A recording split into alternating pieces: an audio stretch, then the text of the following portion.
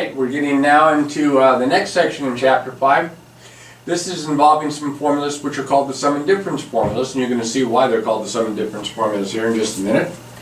I wanted to ask you, is the cosine of 60 equal to the cosine of 30 plus the cosine of 30, since 60 is equal to 30 plus 30? Well, let's think. The cosine of 60 degrees is a half. The cosine of 30 degrees is the square root of 3 over 2, square root of 3 over 2. So if I add those together, I get 1/2 is equal to the square root of 3, which we know is false. So it doesn't work this way, but it does work in a way that we can look at sums and differences of angles. Now, on page 579 of your textbook, you will see a derivation of this particular identity, but they like to use u and v in the book, and I like to use alpha and beta. Here are your sum and difference formulas. Notice there are two, because one's a sum and one's a difference, and notice how similar they are for sine, for cosine, and then in a minute we'll do some tangents, sine and cosine on this first board here of examples. So I want you to notice these, and I want you to memorize these. The sine of alpha plus beta is the sine of alpha cosine of beta plus cosine of alpha sine beta. The sine of alpha minus beta is the sine, I'm looking down so I'm not looking at the board, is the sine of alpha cosine beta minus cosine alpha sine beta.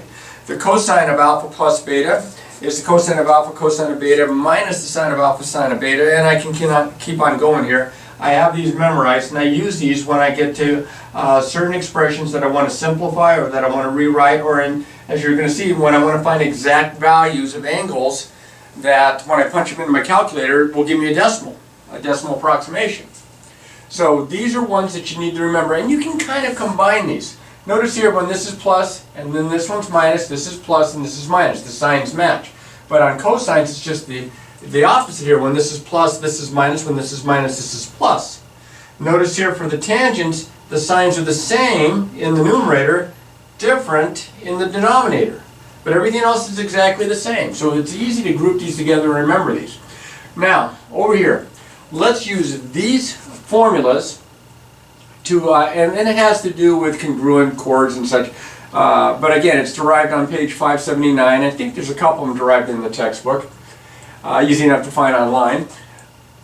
Find the exact values of these following expressions. A, the sine of 195 degrees. Now, 195 degrees is not a multiple of 30 or a multiple of 45, but I can figure out a way to write this as a sum or a difference of multiples of 45 and for 30.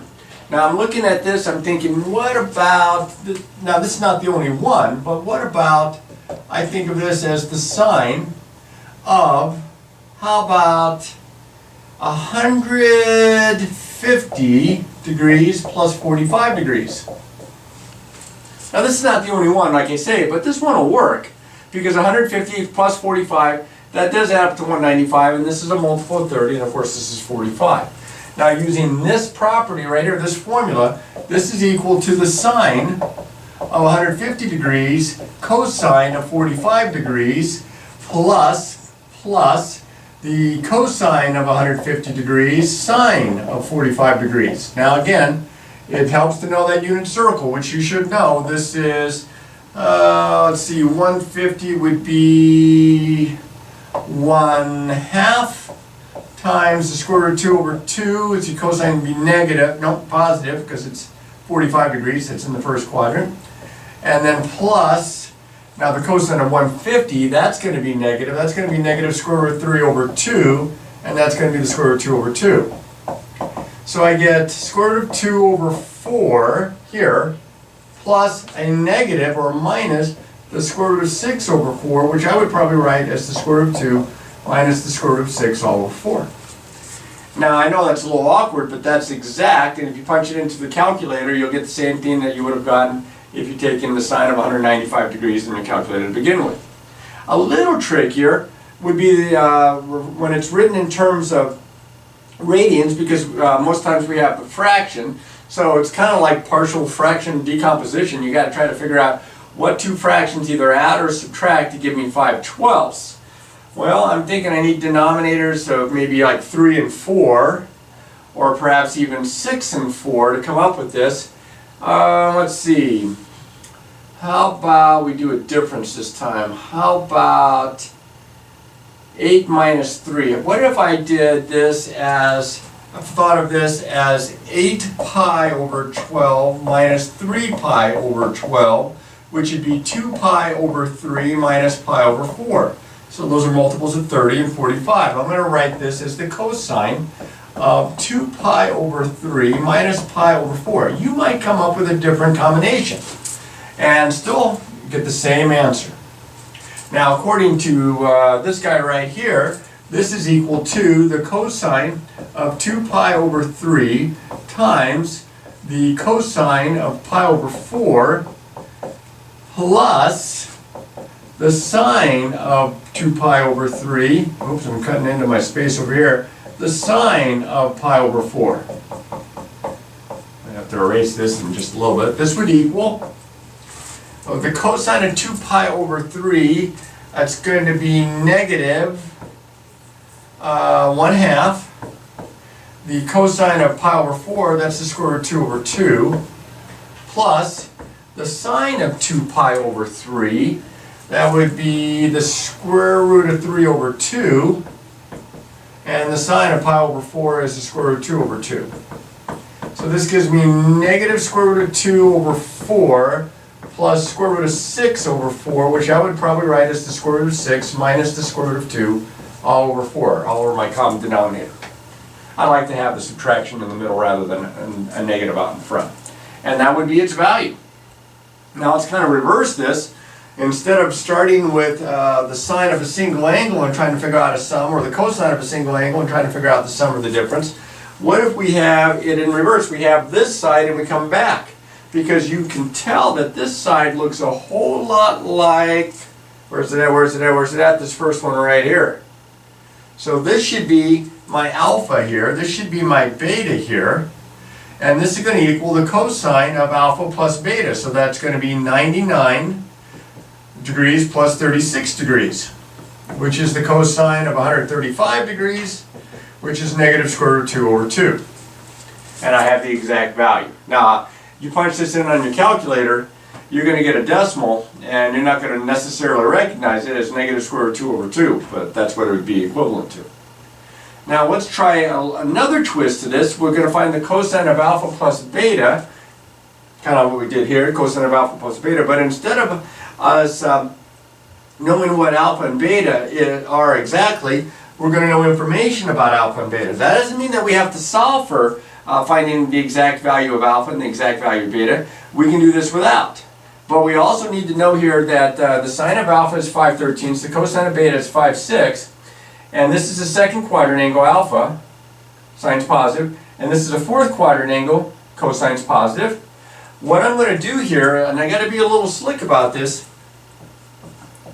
is I'm going to substitute in the information I know. I know that this is the cosine of alpha, cosine of beta, minus the sine of alpha, sine of beta, back to here.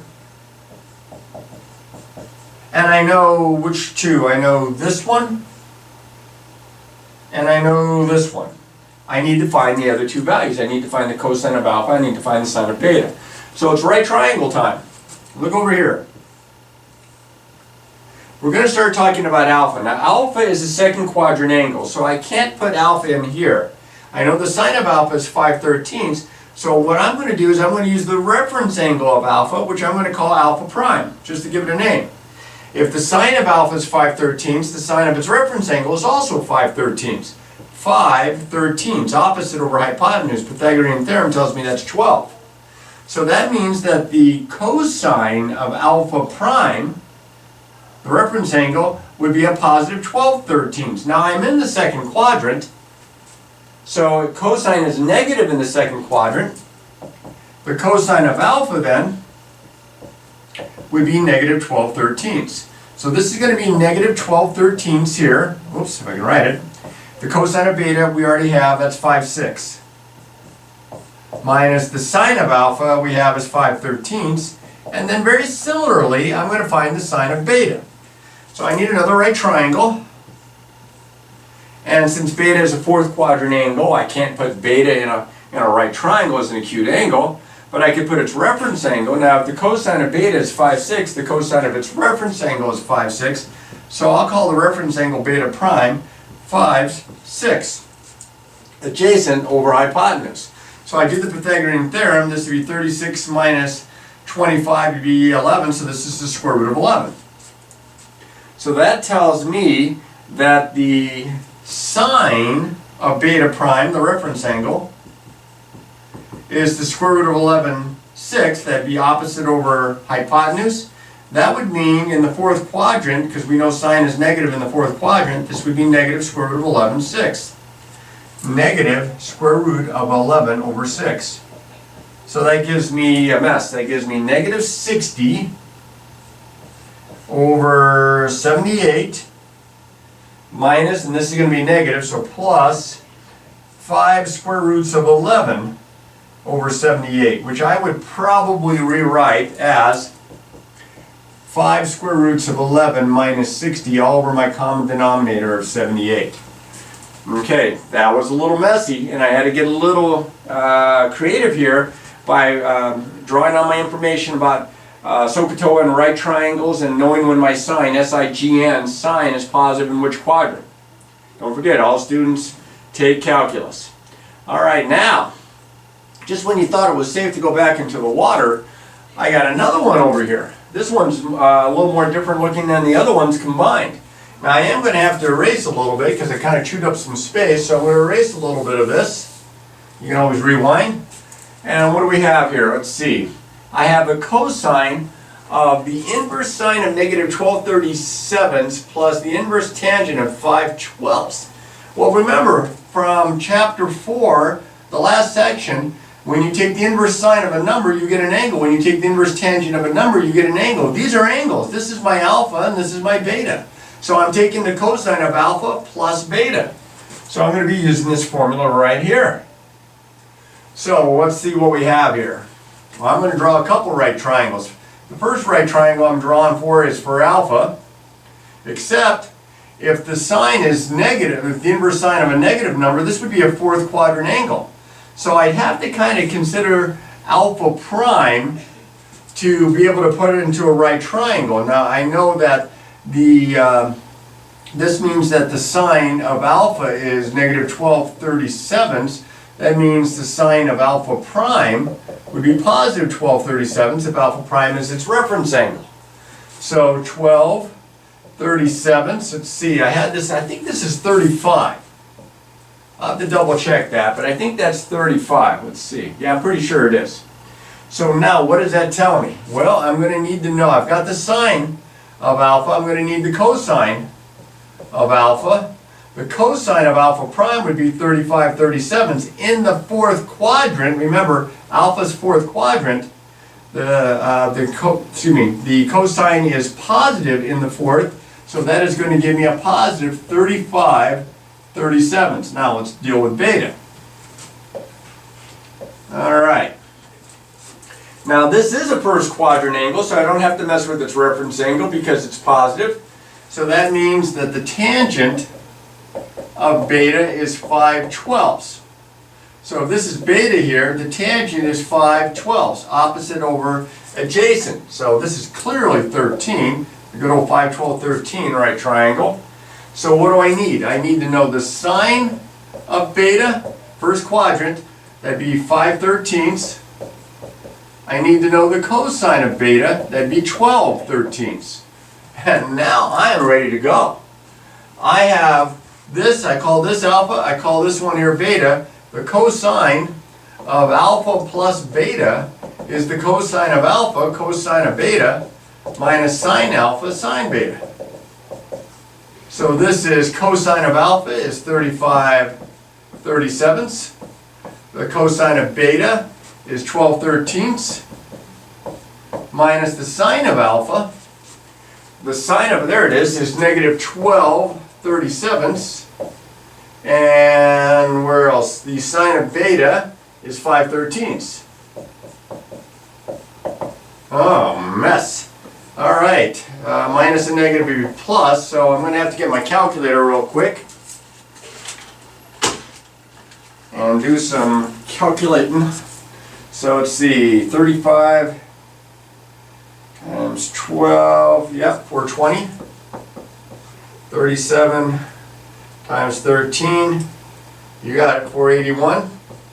This is 60 and this is 481. So this is 480 all over 481, I had it in my head, all over 481, which just is barely less than 1. Remember, the cosine of an angle, or a sum of angles, you know, the range goes from -1 to 1, so that just fits in, which would tell me that this is pretty close to 0. Okay, remember, alpha was in the 4th quadrant and beta was in the 1st quadrant. They're pretty much practically opposites. And anyway, I end up with 480 over 481. That one's a peach. But you can see that I'm using the sum and difference formulas to work these various problems out.